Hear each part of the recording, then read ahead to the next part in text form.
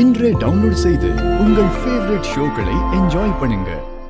நிஜமாவே ரோஸ்மேரி உங்க அண்ணனை லவ் பண்ணாளா? இல்ல,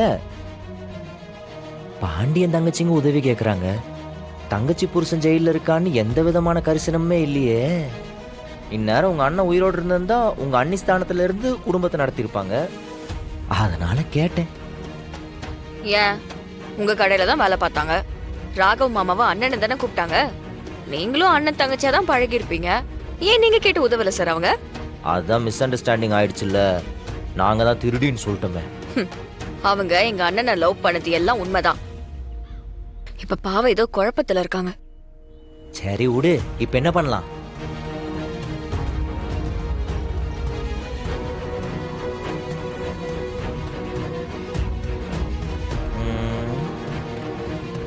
இப்ப ஏன் மூஞ்சி உம்முன்னு வச்சிருக்க? அதான் உடம்பு சரியில்லைன்னு சொல்றாளே. இல்ல, நிஜமாவே உங்களுக்கு உடம்பு சரியில்லையா இல்ல பொய் சொல்றாங்களா அவங்க?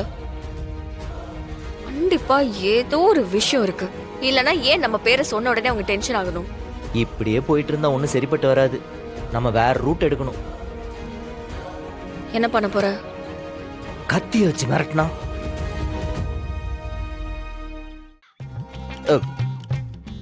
இன்னும் முழுசா சொல்லி முடிக்கலடி, அதுக்குள்ள என் கூடுற.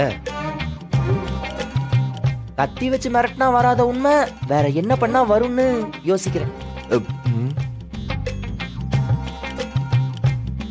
ரோஸ்மேரியோட அம்மாவை கடத்தி வச்சு உண்மையை சொல்ல சொன்னா? ஏன் ராகவன் மாமா ஜெயில இருக்கிறது பத்தலையா? ஆமால்ல, சொல்றோம் பாரு. குறுக்கு வழியில யோசிக்காம நேர என்ன பண்ண முடியும்னு யோசிடா. நேர் வழியா? அப்படி ஒரு பழக்கமே நமக்கு இல்லையே. கிடைச்சிருச்சு.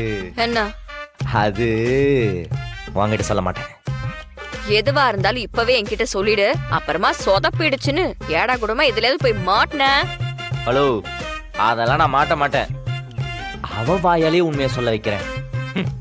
அதுதான் சார் எப்படின்னு கேக்குறேன். சொல்லுடா, எனக்கும் தெரியணும்ல. அதெல்லாம் சொல்ல முடியாது, படி. ஏன் சார், உங்களுக்கே உங்க ஐடியா மேல சந்தேகம் இருக்கா? கரெக்டா கண்டுபிடிச்சிட்டா. என்ன யோசிக்கிறீங்க? நான் கண்டுபிடிச்சிட்டேனா? அதெல்லாம் ஒண்ணு இல்ல.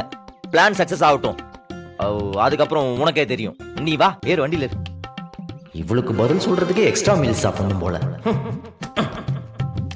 ஏதோ சொல்லி சமாளிச்சிட்ட. சமாளி.